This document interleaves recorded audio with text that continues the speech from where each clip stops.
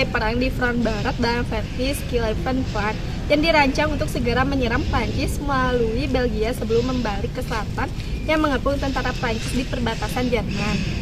Orang-orang Jerman tidak ingin itu terjadi dan menanggapinya dengan pembalasan terhadap warga sipil sehingga menewaskan hampir 6.000 perampok non-Belgia termasuk wanita dan anak-anak dan membakar 25.000 rumah dan bangunan. Rencana tersebut menyerukan agar sayap kanan Jerman maju untuk bertemu di Paris. Orang-orang Jerman sangat cerdik, terutama pada pertempuran Frontiers pada 24 Agustus. Pada 12 September, Prancis dan bantuan dari pasukan Inggris menghentikan Jerman di timur Paris. Pada pertempuran pertama di Marne, hari-hari terakhir dari perperangan ini menandai berakhirnya perang di wilayah barat. Serangan Prancis ke Jerman diluncurkan pada tanggal 7 Agustus dengan Battle of Mulhouse.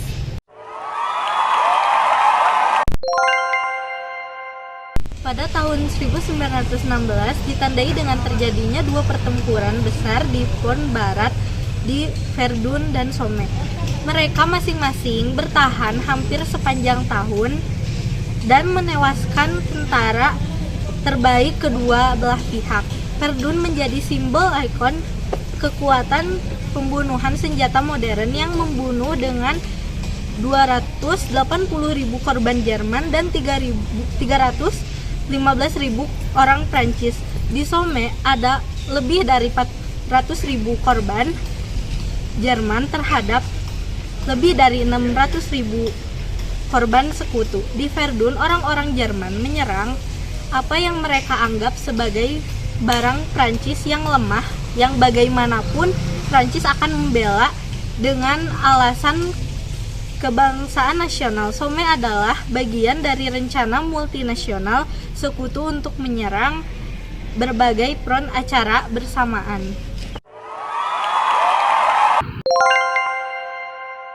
Tahun 1917, pasokan tenaga kerja yang semakin berkurang, kesulitan yang meningkat di pertahanan depan, dan laporan korban yang terus meningkat. Sikap murung yang mulai berlaku di kalangan masyarakat umum, puncaknya pada saat penggunaan pertama gas mustrat dalam peperangan. Dalam pertempuran Ypres, semangat kembali bergejolak oleh kemenangan melawan Serbia, Yunani, Italia, dan Rusia yang mendapat banyak keuntungan bagi Jenderal Provers. Semangat yang terbesar sejak 1914 pada akhir tahun 1917 dan awal tahun 1918 adalah dengan kekalahan Rusia. Setelah dia bangkit menjadi revolusi, dan orang-orang Jerman bersiap untuk apa yang dikatakan Ludendorff sebagai serangan perdamaian di Barat.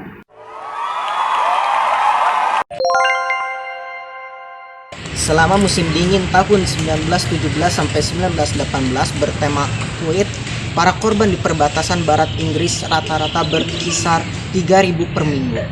Tentara Jerman membawa tentara terbaik mereka dari bagian timur memilih pasukan elit dan melatih mereka sepanjang musim dingin dalam taktik baru tersebut. Dengan artileri Jerman akan memberikan serangan mendadak yang menakutkan sesaat menjelang infanteri yang maju.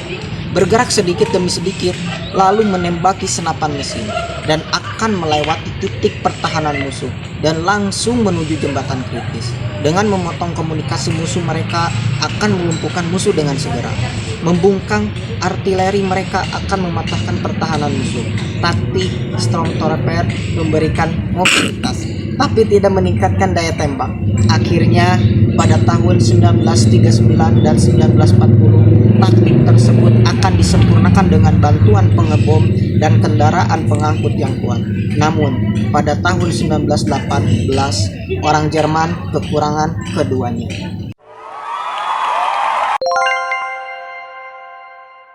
Keterlibatan dan pertempuran Jerman dalam Perang Dunia ke-1. Selama Perang Dunia ke-1, Kekaisaran Jerman merupakan salah satu kekuatan utama yang mengalami kekalahan dalam perang.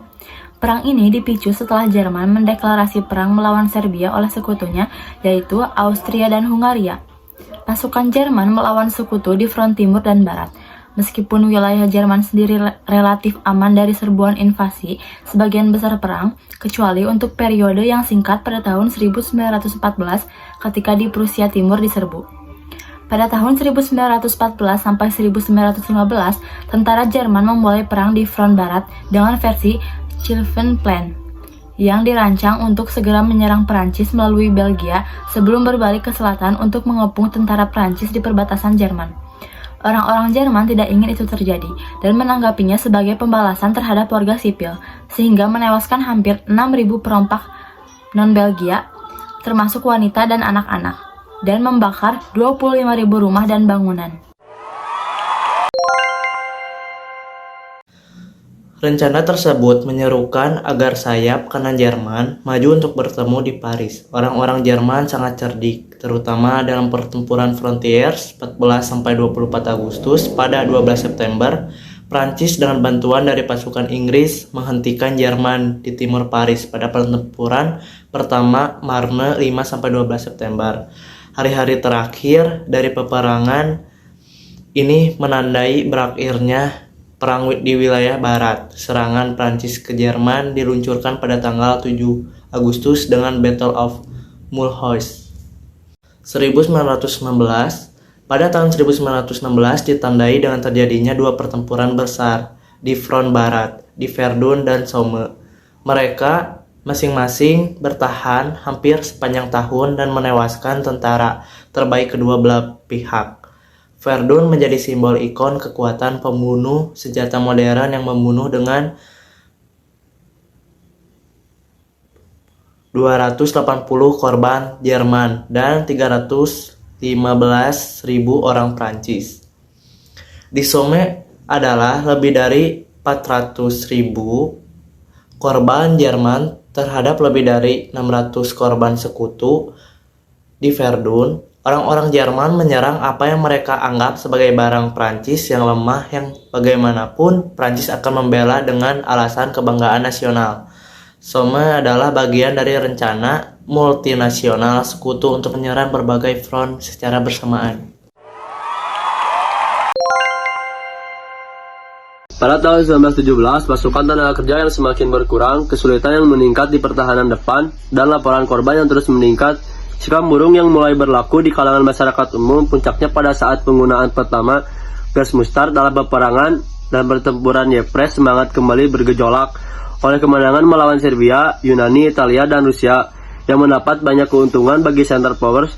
Semangat yang terbesar sejak 1914 pada akhir tahun 1917 dan awal tahun 1918 adalah dengan kekalahan Rusia setelah dia bangkit menjadi revolusi dan orang-orang Jerman bersiap untuk apa yang dikatakan Ludendorff sebagai serangan perdamaian di barat. Pada musim semi 1918, Jerman menyadari bahwa waktu mereka akan hampir habis, sehingga Jerman mempersiapkan untuk penyerangan dengan tentara baru dan taktik baru, dengan harapan dapat memenangkan perang di front barat sebelum jutaan tentara Amerika muncul dalam pertempuran. Jenderal Erich Ludendorff dan Marseka Lapangan Paul von Hindenburg memiliki kendali penuh atas tentara. Mereka memiliki sejumlah besar bala bantuan yang dipindahkan dari front timur, dan mereka melatih pasukan Mereks dengan taktik baru untuk melewati parit dan menyerang pusat komando dan komunikasi musuh. Taktik baru memang akan mengembalikan mobilitas ke front barat. 1918, sunting pada musim semi 1918, Jerman menyadari bahwa waktu mereka akan hampir habis, sehingga Jerman mempersiapkan untuk penyerangan dengan tentara baru dan taktik baru, dengan harapan dapat memenangkan perang di front barat sebelum jutaan tentara Amerika muncul dalam pertempuran. Jenderal Erich Ludendorff dan Marseka Lapangan Paul von Hindenburg memiliki kendali penuh atas tentara. Mereka memiliki sejumlah besar bala bantuan yang dipindahkan dari front timur, dan mereka melatih pasukan Mereks dengan taktik baru untuk melewati parit dan menyerang pusat komando dan komunikasi musuh. Taktik baru memang akan mengambilkan mobilitas ke front barat. Bergerak sedikit demi sedikit, lalu menembaki senapan mesin, dan akan melewati titik pertahanan musuh, dan langsung menuju jembatan kritis. Dengan memotong komunikasi musuh, mereka akan melumpuhkan musuh dengan segera. Membungkam artileri, mereka akan mematahkan pertahanan musuh. Taktik Stormtrooper memberikan mobilitas, tapi tidak meningkatkan daya tembak. akhirnya pada tahun 1939 dan 1940, taktik tersebut akan disempurnakan dengan bantuan pengebom dan kendaraan pengangkut yang kuat. Namun, pada tahun 1918, orang Jerman kekurangan keduanya.